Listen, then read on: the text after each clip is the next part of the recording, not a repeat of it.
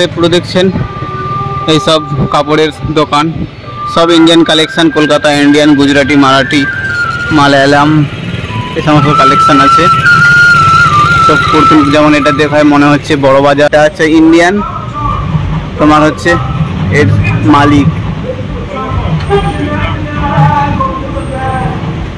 British রাজ শাসনে ছিল তখন এই টাউন হলেই বসতেন, মানে এখান থেকেই শাসন চালাতেন। এটা হচ্ছে এখন টাউন হল, জর্জ টাউনের টাউন হল।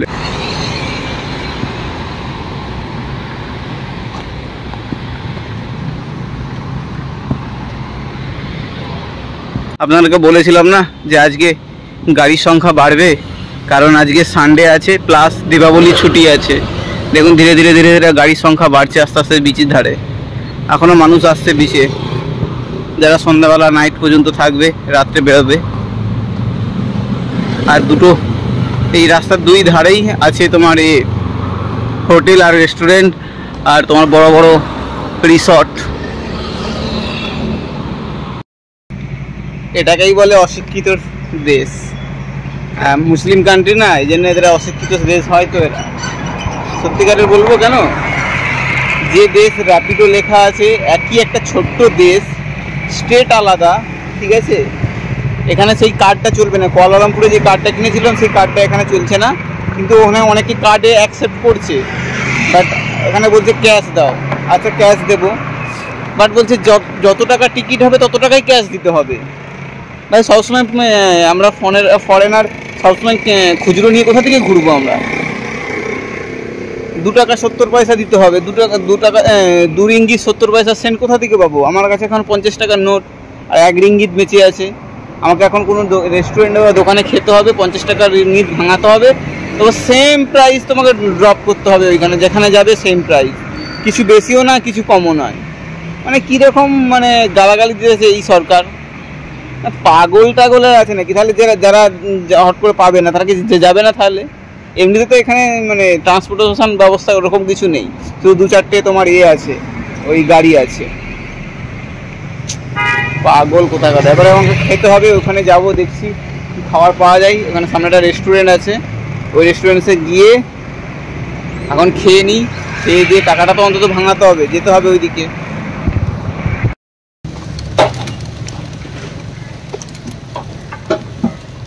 চা খাওয়ার পরে তোমার হচ্ছে 50 রিঙ্গিত খুচরো হয়েছে, 2 রিঙ্গিত চায়ের দাম, 48 টাকা ফেরত দিয়েছে যদিও।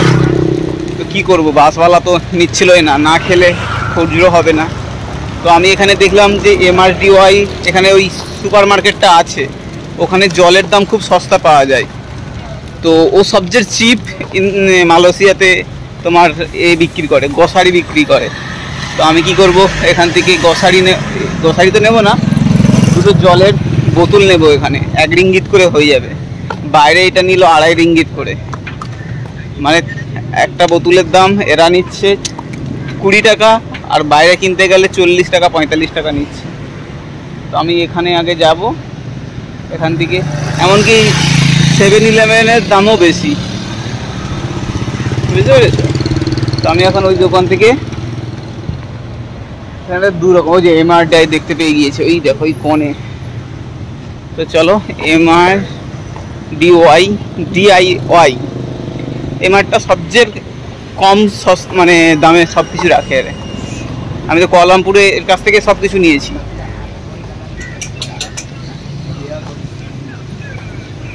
খুব বড় সুপার মার্কেট এটা, এতে সব কিছু পাওয়া যায়, হোম অ্যাপ্লায়েন্স থেকে সব কিছু পাওয়া যায়, শুধু চাল ডাল বাদে সব কিছু পাওয়া যাবে হোম অ্যাপ্লায়েন্সে।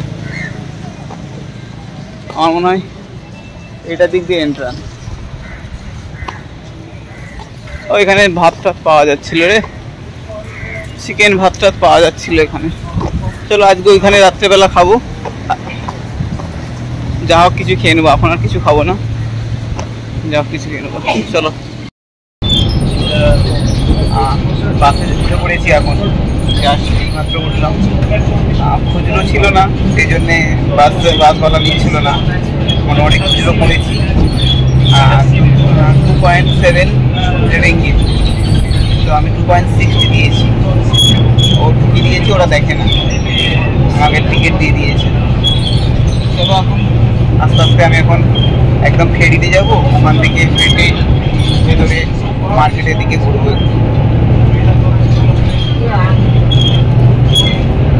তো চলো আস্তে আস্তে যাই।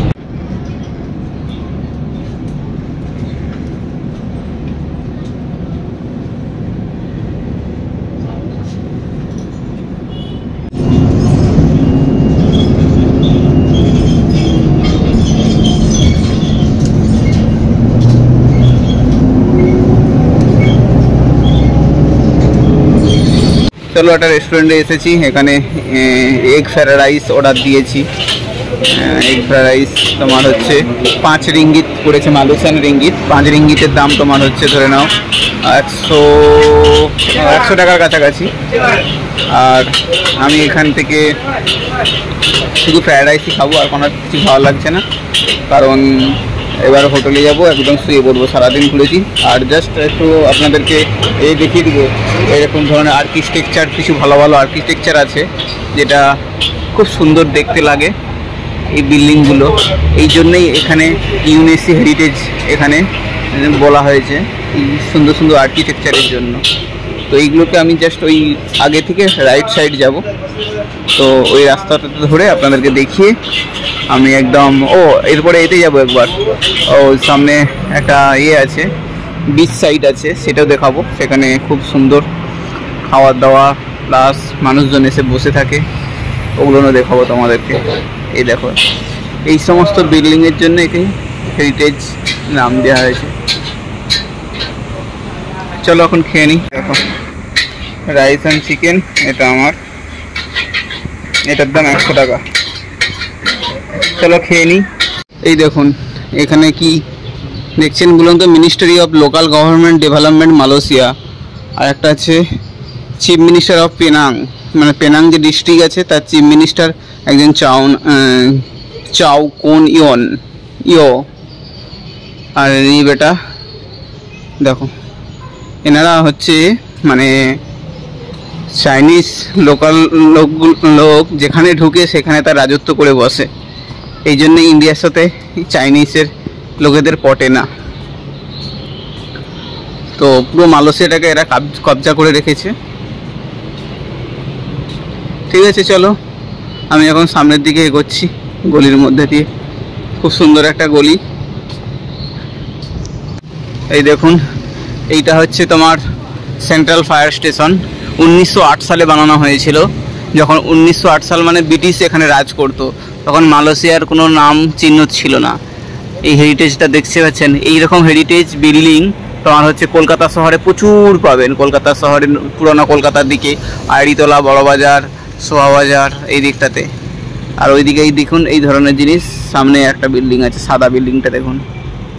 এই ধরনের বিল্ডিং মালয়েশিয়ার জর্জ টাউনেই শুধু পাওয়া যাবে, কারণ জর্জ টাউনটা ম্যাক্সিমাম সময় তখন ব্রিটিশ কলোনি হিসেবে ব্যবহার করত। জর্জ এলিজাবেথ তার নাম অনুসারে এই সিটিটাকে জর্জ টাউন নাম ঘোষিত করা হয়েছিল 1900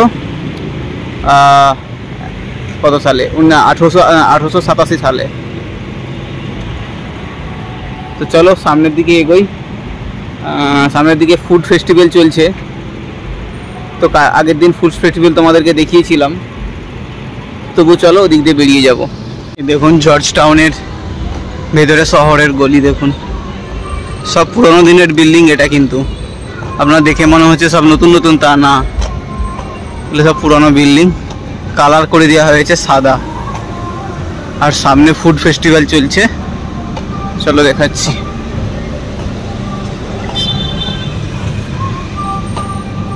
সব পুরোনো দিনের বিল্ডিং এগুলো।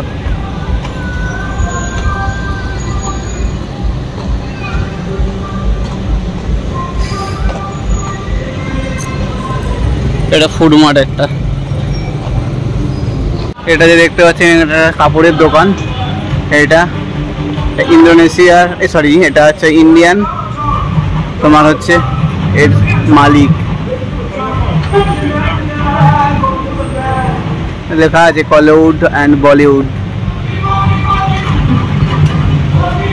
চলো আর এদিকটাতে পুরো দেখছেন এইসব কাপড়ের দোকান, সব Indian collection. Kolkata Indian, Gujarati, Marathi, Malayalam এই সমস্ত কালেকশন আছে সব। যেমন এটা দেখায় মনে হচ্ছে বড় বাজার, আমাদের কলকাতা শহরে বড় বাজারের গলি মনে হচ্ছে। এখন দিওয়ালির সিজনে কিছু কিছু দোকান বন্ধ আছে, বাদ বাকি সব খোলা না হলে।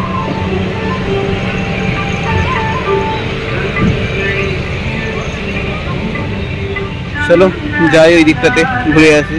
এখন দিওয়ালি সেলিব্রেট করছে ছেলে আমাদের। बाजी दिखा रहा है।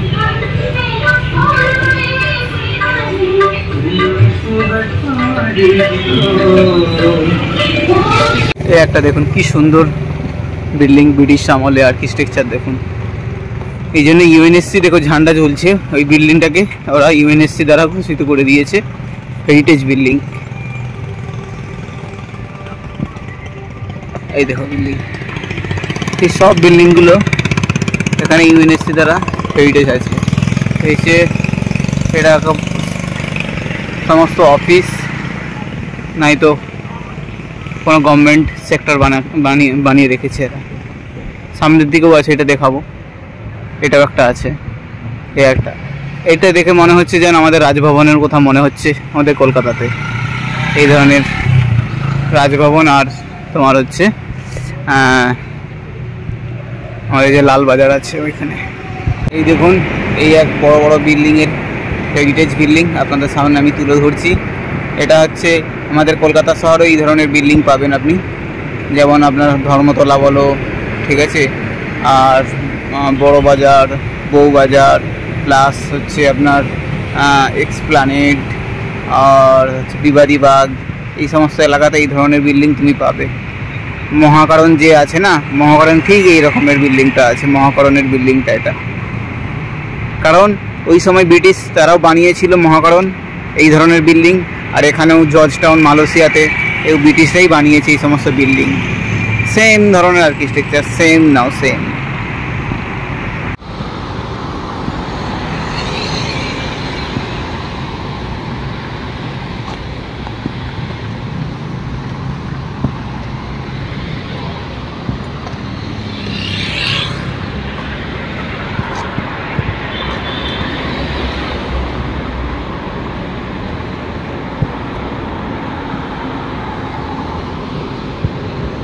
এই দেখুন এটা ক্লক টাওয়ার, এটা ব্রিটিশ দ্বারা বানানো হয়েছিল, এখনও পর্যন্ত সেম আছে, এটাকে মেনটেন করা হয় এই জন্য। আর এই এলাকাটা দেখেন কত সুন্দর।